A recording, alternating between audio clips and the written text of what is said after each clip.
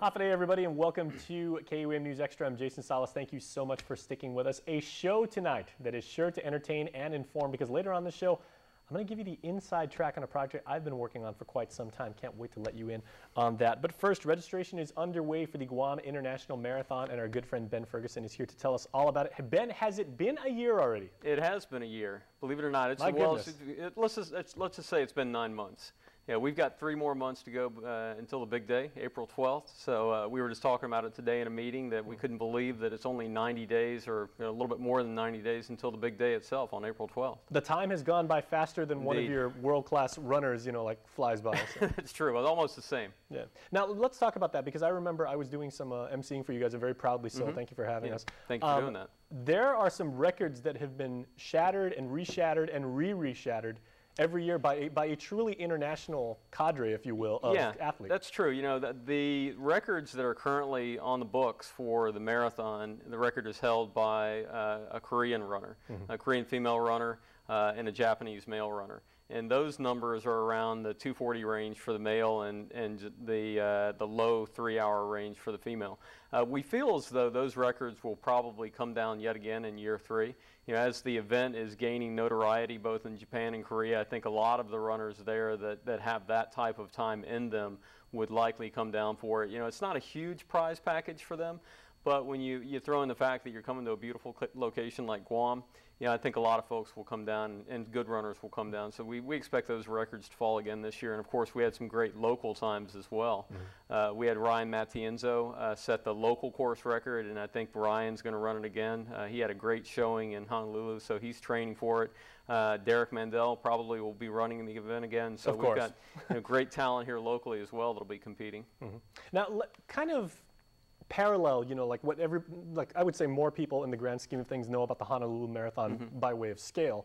But how does Guam kind of stack up in terms of the climate we face, the terrain, and the course? You know, maybe elevation, twists and turns, and stuff like that. You know, I think in general, Guam's course would be a little flatter than Honolulu. Honolulu goes up and over Diamond Head, so that's a pretty significant incline. But in terms of climate, Guam would be definitely more challenging because of the humidity that we deal with in Guam that isn't necessarily the case in Honolulu.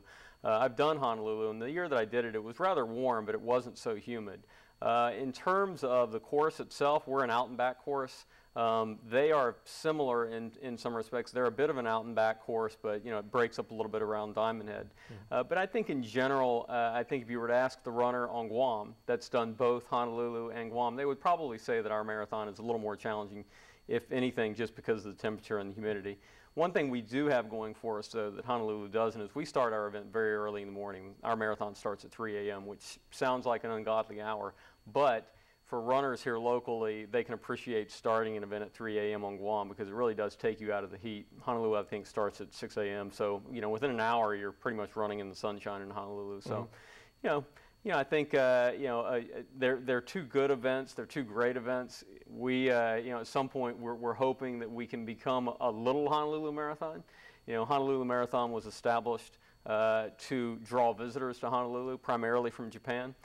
That's one of the mandates of our event as well, is we really want to bring visitors from Japan and Korea to participate in the event, but also provide our local runners with a premier running event. And I think in that regard, the first 2 years have been successful, but we look to build on that. There's also, at least for me, it was surprising like how many European runners come out here and participate. I remember we were surprised about that as well. I was talking to someone, and she came out from Ireland, and I was like, okay, well, you know, the one thing I'm particularly interested in is how do you run in your native country and then face running over here? Because I was like, you know, as you probably experience, when it's like around 5:45, 5:50 in the morning, you know, it's still kind of damp and everything like that. Once the sun comes up, conditions completely change. I mean, there's no real, you know, transition period and everything. Anyone that runs on Guam, we can attest to that. But she did phenomenal. Yeah, you're talking about Nora Newcombe is who you're referring to. Nora, from Ireland, as you said, she finished in second place last year. Nora was doing I believe some English teaching in Korea at the time. So I think she was living in Korea at the time. But again, living in a relatively temperate climate with 4 seasons and not a lot of humidity. So I think that was a bit of an eye-opener for her coming down to Guam and participating in the event. But nonetheless, she has just been a tremendous spokesperson for us. She went back to Korea and just told everybody how great the hospitality is here. And you know, at the end of the day, you know, we put together a very good running event with all of the aid stations you need and all of the things that runners expect. But really what sets our event apart, and I think when you ask runners from off-island, what they would say what sets our event apart is the Hafa spirit that we really put out there out on the race course. And that's all due to volunteers and people out there cheering and aid stations and really the community of Guam as a whole embracing the event and really making the event so special. So I think when you, Nora was just blown away by that. So it's always great to hear those things, and I'm sure she conveyed that to you as well. She was very proud to represent the United Kingdom. I remember that, and you know, she was very proud of her heritage and where she was from. But she also said, you know, the hospitality out here, like you said, I mean, just blew her mind. And everyone was so supportive, and considering, you know, she's among a couple thousand of competitors and everything like that. Everybody got along. It's humbling to hear that from a runner. This is obviously a very, I wouldn't call her a world-class runner, but she's an elite runner. And I know that she's done a number of events throughout the world. So when you hear a runner like that say those things about your event, it really means a lot to us. It means a lot. I think it should mean a lot to the people of Guam that, you know, we've got something that we can all be so proud of. Now, how do we register? And when I say we, I don't mean me, because I could never last, like, I have trouble with 5Ks. We'll get you out there for the 5K, or at least coming out to do some awards presentations. I will walk, right? yeah. We'll pencil that in. If you need an MC, I'm your guy. Okay, great. Happy to. It's very easy to register. You can register online at GuamInternationalMarathon.com, or you can come to PIC's front desk and register. It's much easier to register from the comfort of your own home. Go online, GuamInternationalMarathon.com, and you can register. All you need is a credit card. Now, are there any high-tech gizmos and gadgets that will be in play, if you will, this time? Because I remember, you know, every year when we do the marathon, I remember when they had like the big, you know, the digital timer and everything. I remember the first time that showed up, and I was like, that is so cool. And you know, now we have like this huge marquee in the end. Other races have featured, you know, sensors that competitors put in their shoes where you can actually track and post to social networks. I mean, it's amazing what races are. It really is. And we actually had that in place for the first 2 years, where you have a timing chip on your shoe. What that timing chip allows is that when you cross certain sensors out on the race course, it's radio frequency ID, RFID is the technology. When you cross certain sensors, it relays that message back to the timer, who uploads that information onto the internet, and then allows people following you on social media to determine when you cross a certain point on the race course. And in a span of 2 minutes, we all get 1,700 notifications. Yeah, exactly. It can come out on, you know, any number of social media platforms. We'll have that again. One of the things that we're going to do this year, and this is by request by so many runners that have done the event, is we will utilize net timing.